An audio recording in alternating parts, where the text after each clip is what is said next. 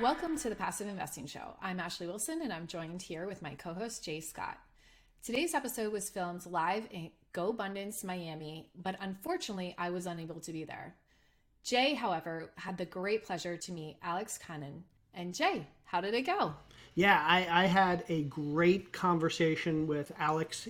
He is the founder and the CEO of Condon Law Firm, and they're a boutique New York City law firm. They specialize in real estate, corporate law, blockchain law, basically all the cool new technology relating to real estate. He's also the chairman of the Wall Street Blockchain Alliance's Tokenization Working Group. And I know that's a lot of words right there, but basically this conversation is all about this idea called tokenization or fractionalization.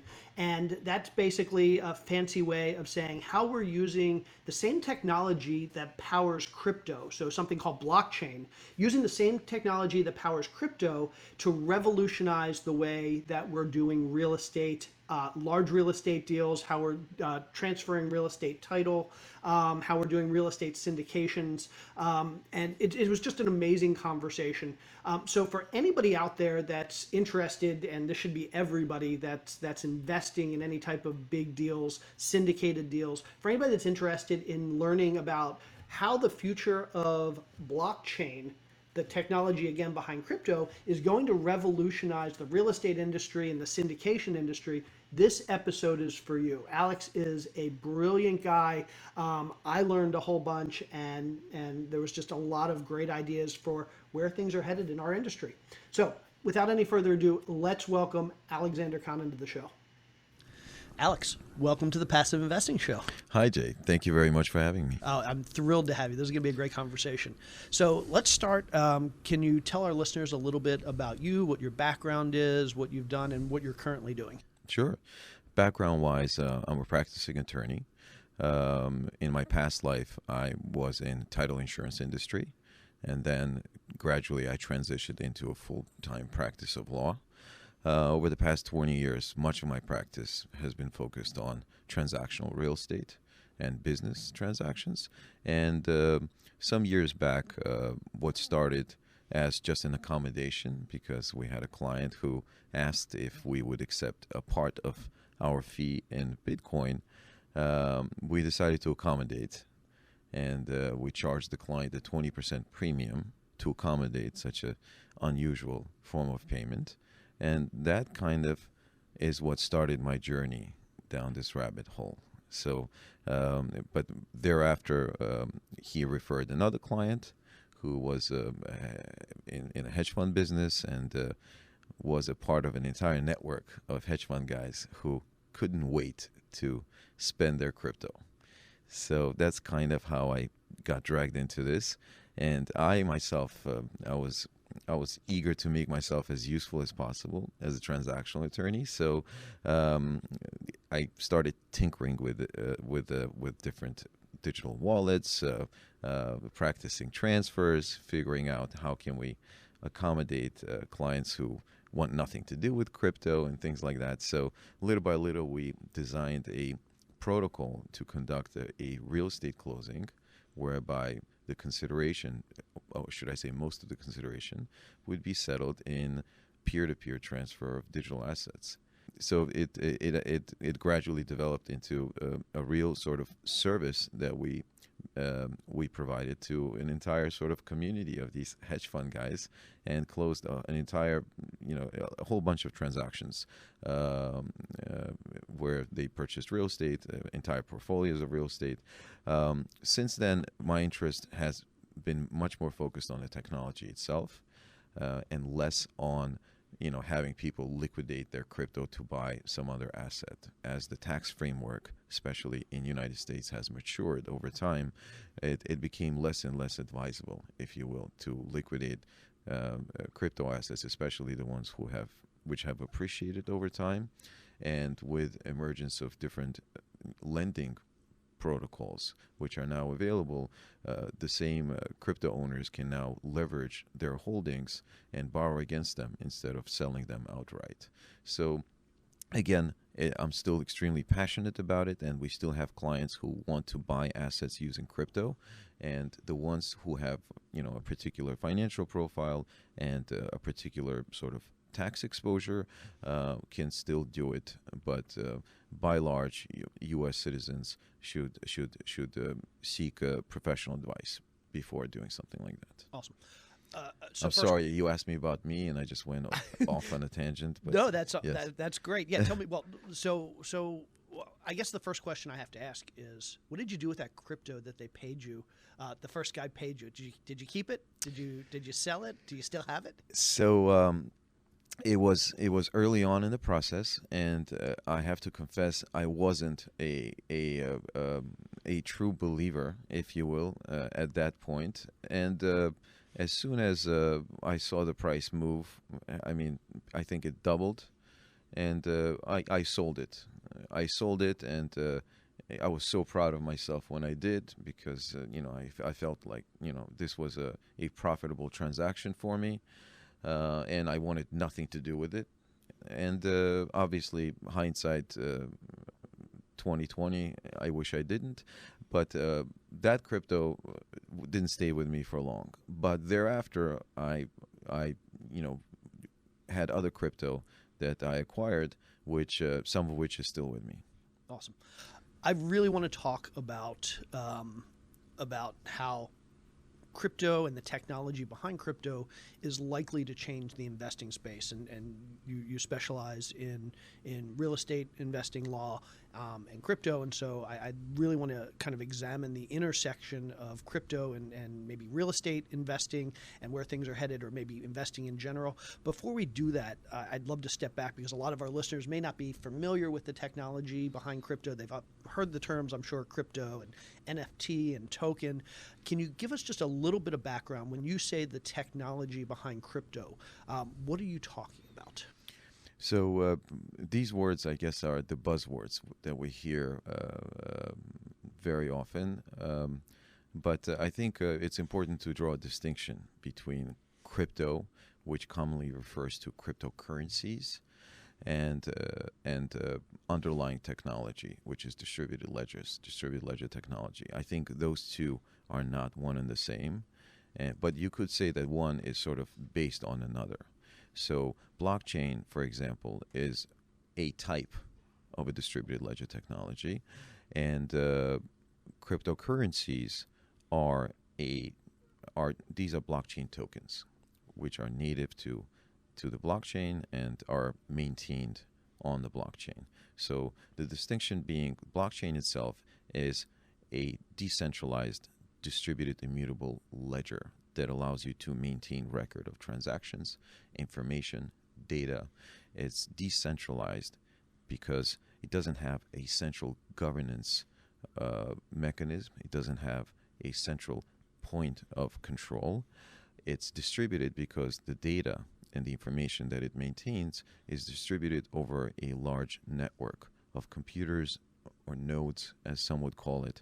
And it's immutable because once the information makes its way onto the blockchain, meaning once a block is created and entered onto the blockchain, thereafter it cannot be undone and changed, at least not practically, because today it is no longer computationally and financially feasible to overtake control of the consensus on a blockchain like Bitcoin, for example. That makes sense.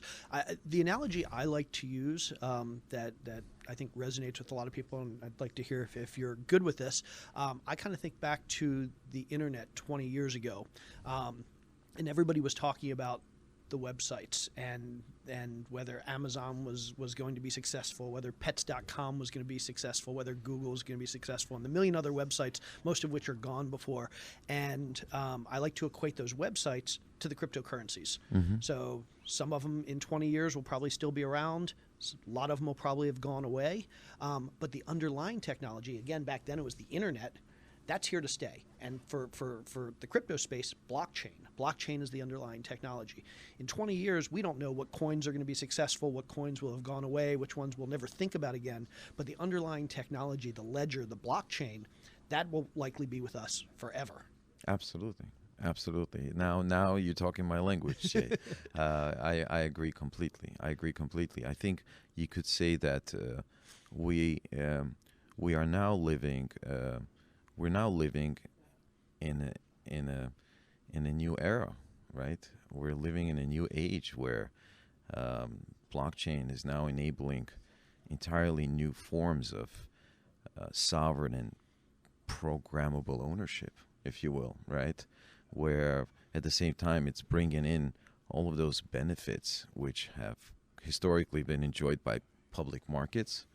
It's bringing those benefits into this age-old world of private equity and real estate. So that aspect of blockchain, or namely tokenization, is, in my view, truly transformative. Truly. I want to talk about this tokenization because I think that's a term that we might not hear a lot these days, but I have a feeling over the next couple years, instead of crypto, we're going to hear token or tokenization a whole lot more. And again, I like to think of the crypto as the website that sits on top of the platform, but crypto is really just a token. Yes. It's a way of representing data.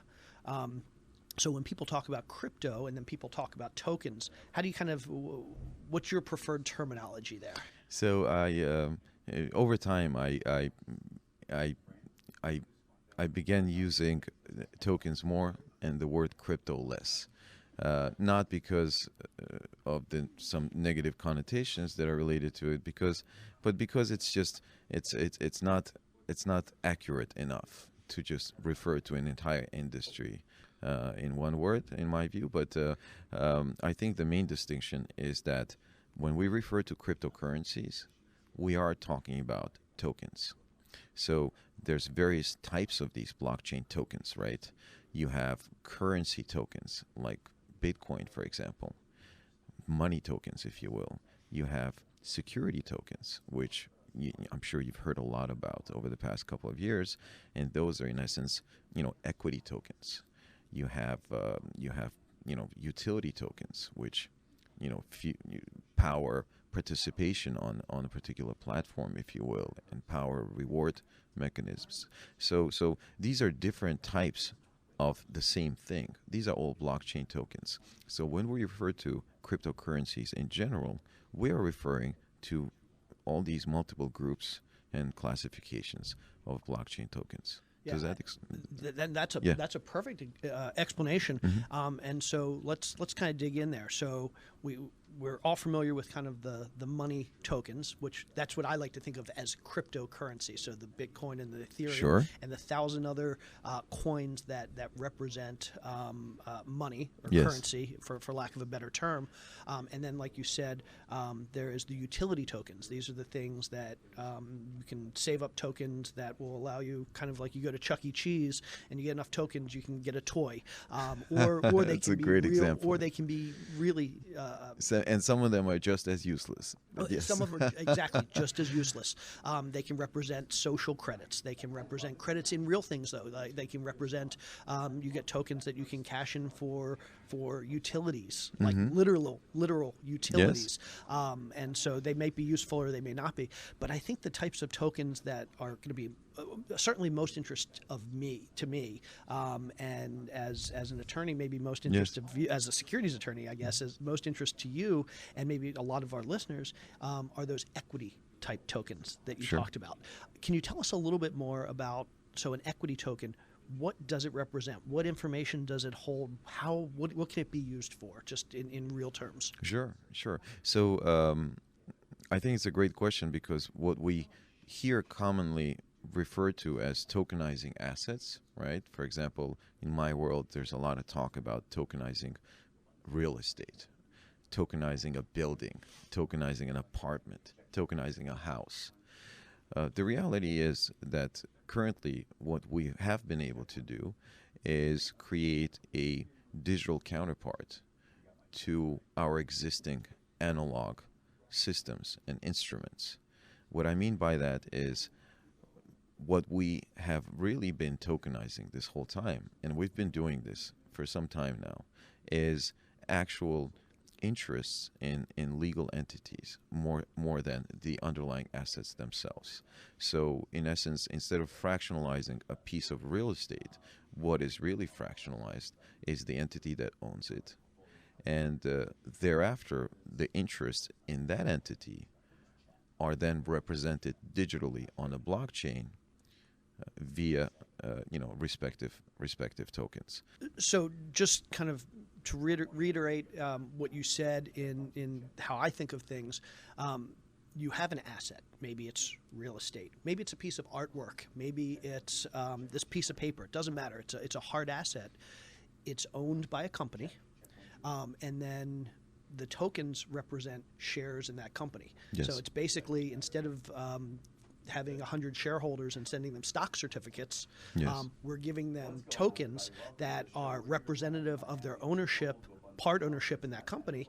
And because those tokens are on the blockchain, and because, as you said, the blockchain is immutable, it can't be changed, as soon as you have a token that kind of defines your ownership of a share of that company on the blockchain, now you're an owner of that company that owns that asset, and it can't change unless you transfer that token to somebody else. And you know what? Someone listening to you would possibly ask themselves, why tokenize? Why should I bother with it? Because you already have both technology, centralized, not decentralized, but centralized technologies, which have been around for decades, I guess some of them, which have allowed us to fractionalize ownership in entities and to syndicate them to the crowd, to the public. So there's nothing new about that, right? If you go back a few hundred years, what started by a bunch of Dutchmen and Englishmen exchanging on the corner of Wall and Broad those paper joint stock company certificates, it matured into a real what we now call capital markets. So the public markets have enjoyed the benefits of, for example, liquidity and price discovery for the longest time. So now blockchain, and namely tokenization, is now bringing those benefits into a traditionally static and illiquid world of private equity and real estate, right? Because, for example, imagine you have a building, you're a property owner, and if you're anything like me, you don't want to sell it. You maybe want to access some liquidity. Everyone needs to access liquidity sooner or later, unless you're, some sort of sovereign fund or so. Then the question is, how do you value an asset that has limited liquidity? And that is the reason why traditionally, real estate and other private equity in general has always suffered from this illiquidity discount. And historically, these discounts have been quite draconian. You have some of the largest banks in the world, which have provided services to clients who bought private equity, and then are selling this same private equity at a horrible discount. I think there's multiple reasons for it, right? For this illiquidity when it comes to private markets. One reason is obvious. They're just too shallow.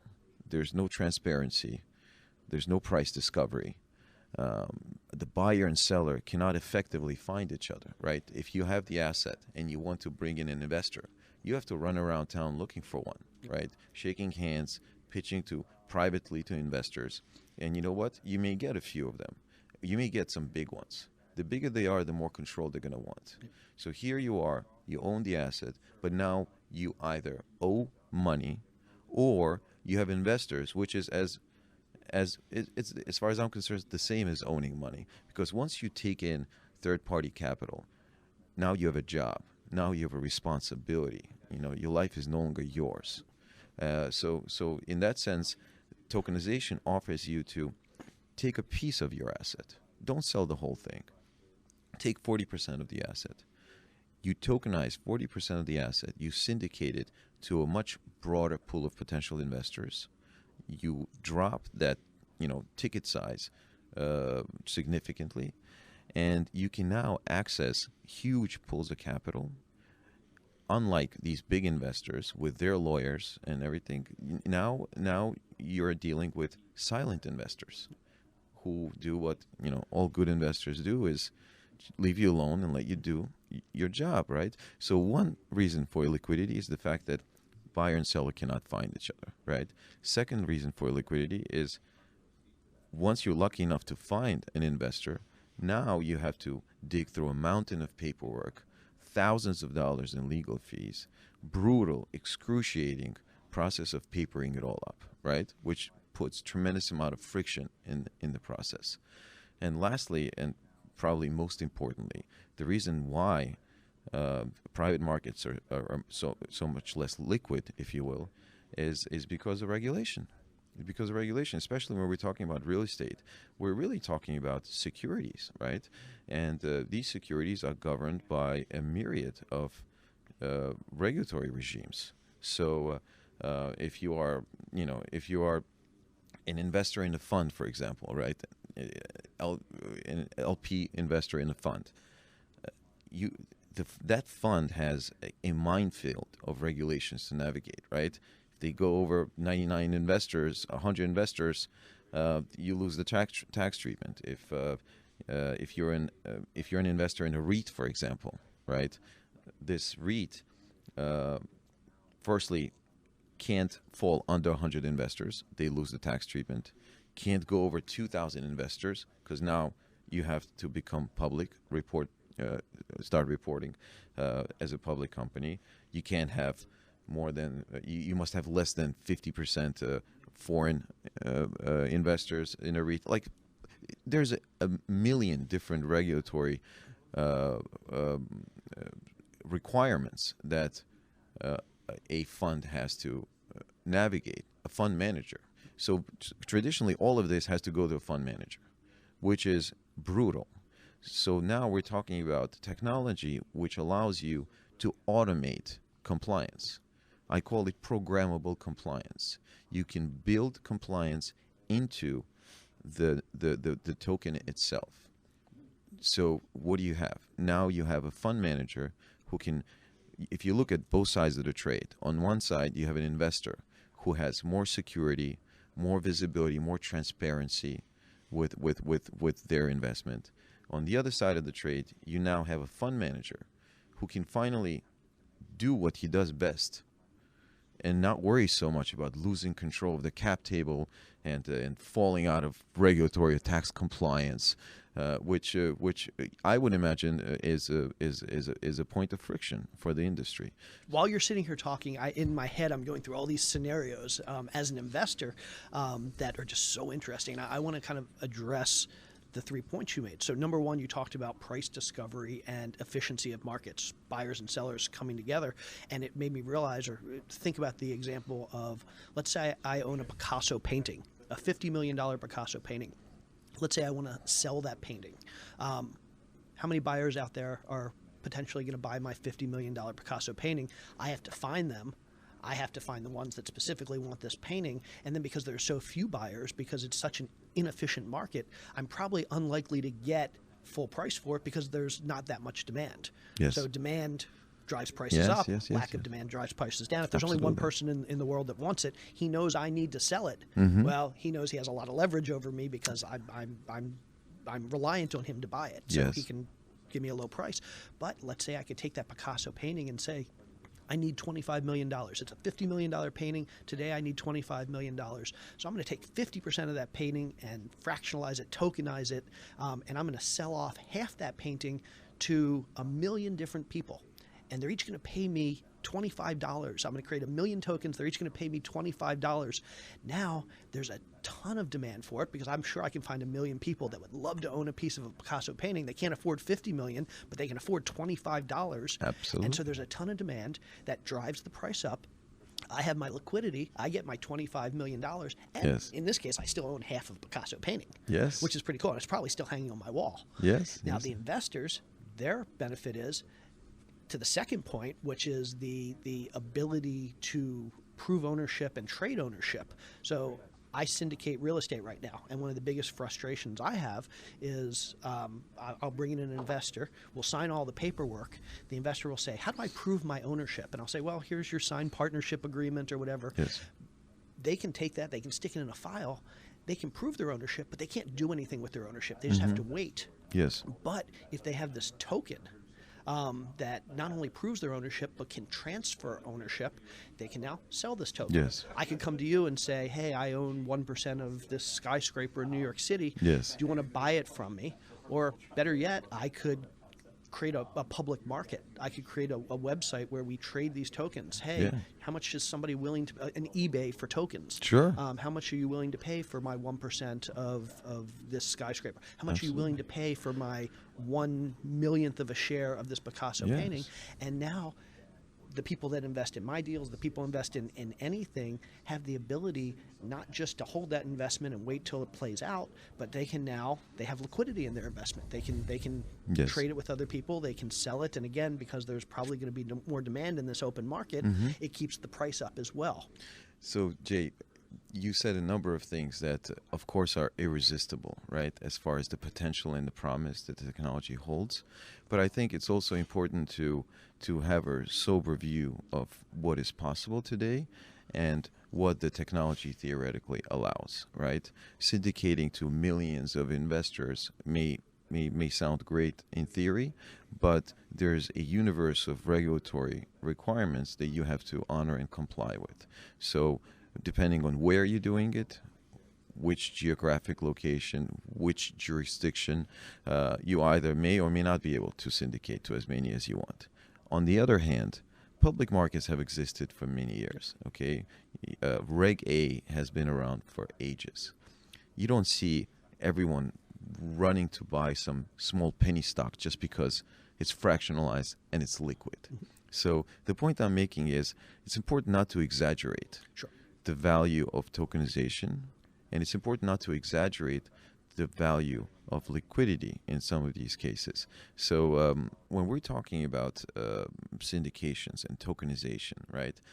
Even when it pertains to art industry, for example, practically speaking, what we've been able to do so far is, again, tokenize entities that have interest in these assets or own these assets, okay? And the same for Picasso. In fact, the technique itself has existed for decades, and there's this unspoken clandestine, world in the art business, which has been exchanging these stock certificates between one another for many years. So it's a fascinating topic, one I don't claim to know a lot about, but so the mechanisms have existed for a long time. We've been trading interest in these entities for a long time. So the question is, why tokenize? Why can't you just sell interest in your entity without tokenizing? And another thing that is important not to exaggerate is the potential of tokenization to automatically create this liquidity, these mature two-sided markets, and all of a sudden everyone wants to trade this asset, and all of a sudden everyone wants to buy and sell it. We can dream. Exactly. Yes. But I think the reality is tokenizing, fractionalizing, and tokenizing an asset in itself will not make it liquid. So I think for true liquidity, you need standards, industry-wide standards, whether these are blockchain-specific standards, protocol-specific standards, device-specific standards. So standards. And secondly, you need secondary trading environments. You need secondary markets for this promise of liquidity to one day truly, become real. You need mature secondary markets for all of these assets to now to be able to access true liquidity, in my opinion. Yeah. Yes, I 100% agree, and I probably did exaggerate, and I get excited because I think about where we could be in 5 or 10 years. But here's the other thing: as a syndicator myself, the third piece you mentioned, the regulation piece, and regulation efficiency through technology, is huge as well. Huge. I think about the fact that every time I raise money for one of my syndications, there's a lot of stuff that I have to do to verify my investors. I have to make sure that they're accredited. I have to get them to fill out a whole bunch of paperwork. I might have to do a KYC, a know your customer.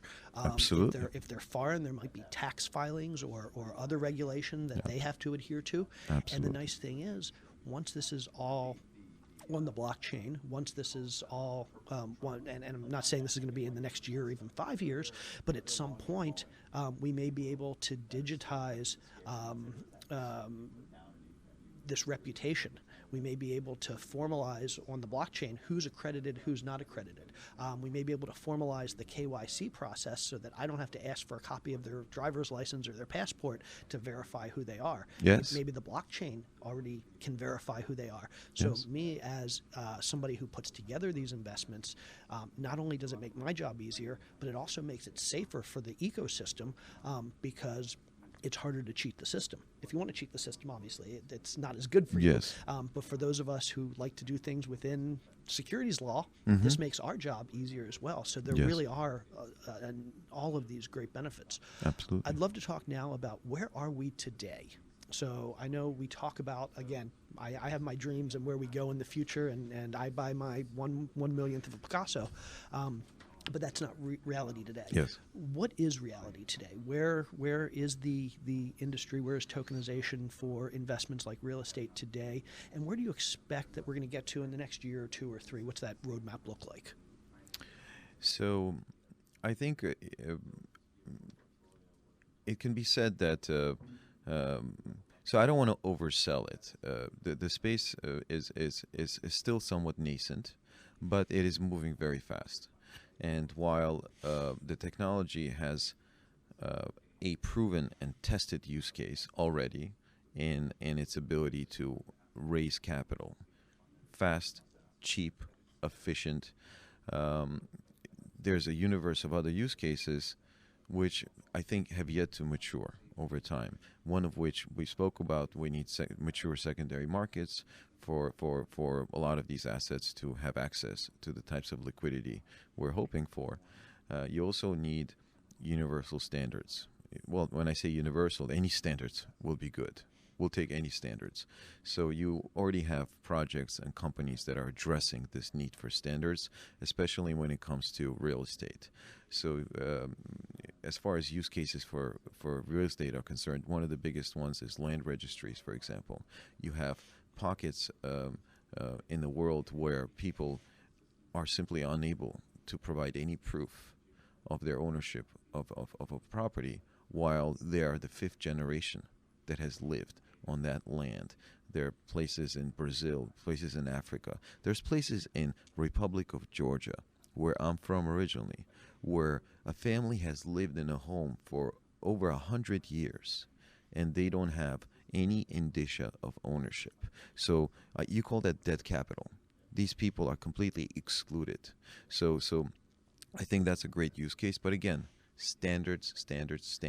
If you take United States alone, you have this patchwork of states and counties and townships. Everyone has their own systems of recording. Everything is analog. Everything is archaic. And there's no, like in crypto, we say cross-chain interoperability. Zero. One county doesn't talk to the other. One state doesn't talk to the other. So you have a desperate need for standards. I call it Rails. This, regardless of how amazing of an engine that you build, if you don't have rails, if you don't have tracks on which this engine can run, and those rails are A, regulatory maturity, and B, standards, then you can have the fastest engine in the world, and you will, be limited in terms of how fast it can go. Does that make sense? It the makes analogy? it absolutely makes sense. And I also want to bring up one other thing that I often think about is case law. So when it comes to, let's talk about real estate, when it comes to title and deed and ownership, and certainly I'm no expert here, but I have to imagine that You're not fooling anyone. there are hundreds of years of case law that really define what ownership means and how you prove ownership. And until we have new case law that basically says, hey, I can record title, or I can define title not by registering a deed with the county, but by doing something on the blockchain, until the government and the judicial system recognizes that this is something that needs to be ensconced in case law. Yes. Basically, we can do it all we want. You and I can do it all we want, but then when you sell me something that we record on the blockchain, you and I are happy, but then one day I say, nope, I don't think I sold it to you, and I go to court, and an 80-year-old judge says, I have no idea what the blockchain is. I have no idea. Unless you've recorded a deed, he hasn't sold it to you. Yeah. And so there's a lot of risk around the case law as well. There is. I mean, our property law framework in general is very much based on the English common law, right? So there's a tremendous amount of similarity, both in positives and negatives.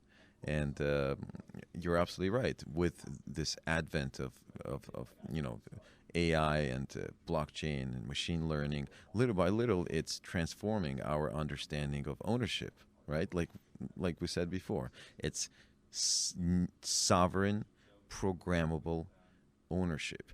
It is to disintermediate the gatekeepers, disintermediate this centralized points of vulnerability, if you will, right? That same township, that same municipality that is now in charge of telling you what you own.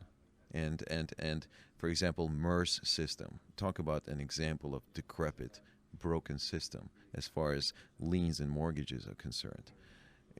So these areas are ripe for automation.